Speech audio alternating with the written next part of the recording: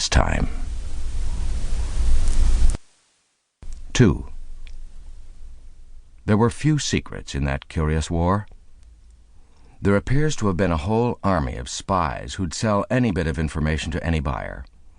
And when Sir William Howe decided that he would land half of his army, 15,000 men, on the Brooklyn shore to take Long Island, and perhaps cut off the Americans on Manhattan Island, the news soon got to Washington. He sat down to consult with his staff, among whom there was one officer, General Charles Lee, who was trained in the British Army, and of whom we'll hear a good deal. Charles Lee was of the opinion that the British were stupid and rigid, and that they'd go on repeating all the tactics that had led them to previous disaster. If the Americans made a show of force, the British would confront the rebels and attempt to brush them away. Unfortunately, the great majority of General Washington's staff agreed with Lee. They were most of them bright, exuberant young men who felt that the one important problem was to get the British to fight, so that they might whip the daylights out of them. The commander-in-chief was less young and exuberant than some of the others, but modest and unwilling to press his opinions or put himself forward as a military genius. He preferred to sit quietly in his beautiful buff and blue uniform, which had been tailored for his position as commander in the Virginia militia, and which was so admired that every officer who had the price had given orders to his own tailor to make him one of the same. After he'd listened enough, it appeared to him that the counsel of these bright and articulate young officers made very good sense. Thereupon he worked out a scheme that might end the affair of the Revolution properly and quickly.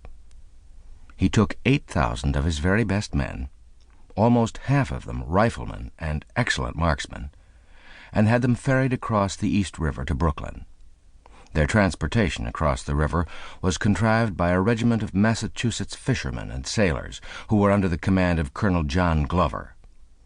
And once they were on the Brooklyn side, Washington had them take up positions on the high hill of Brooklyn Heights and there build earthwork barriers and trenches. The reasoning behind this was very simple. The Americans would display indifference as to where the British landed on the Brooklyn shore. Actually, it didn't matter where they landed, because wherever they came, they'd face the problem of the American position on Brooklyn Heights and the necessity to sweep it away before they could be secure in Brooklyn and ready to cut off the Americans in Manhattan. Thus their landing would be unopposed. The British would step on shore, form their men in regiments, and then march against the American position. And from behind their earthworks, the American riflemen would cut them down as they had at Bunker Hill.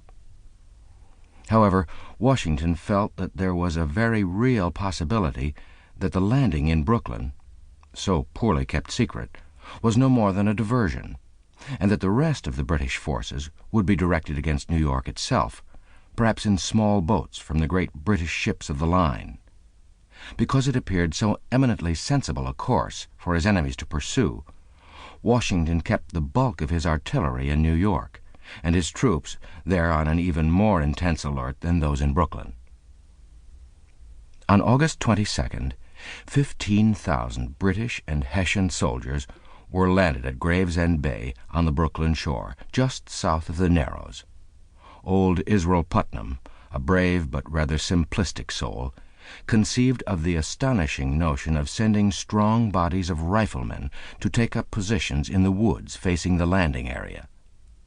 As the British advanced, the riflemen would shoot down the first ranks of the British and then retreat, leading the British army into the trap that awaited them on Brooklyn Heights. And then the British refused to do any of the things that the Americans had planned for them.